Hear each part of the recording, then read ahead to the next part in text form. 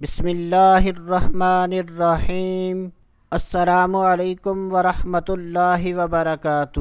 میں ہوں سید عاشق حسین اور آپ دیکھ رہے ہیں اسلامک نالج۔ آج کی اس ویڈیو میں بات کریں گے خواب میں جھوٹ بولنا کیسا۔ حضرت سیدنا ابن سیرین رحمۃ اللہ تعالی علیہ نے ارشاد فرمایا کہ خواب میں جھوٹ بولنا دین کی تباہی اور فساد پر دلیل ہے، اور اگر کوئی شخص خواب میں جھوٹی گواہی دیتا ہے تو یہ اس بات کی دلیل ہے کہ اس شخص کا دین تباہ ہوگا۔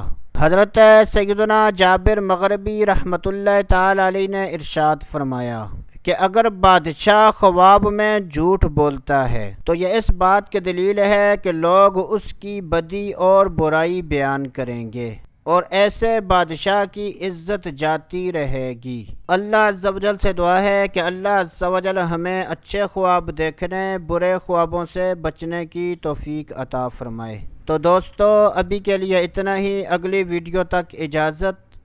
اللہ حافظ۔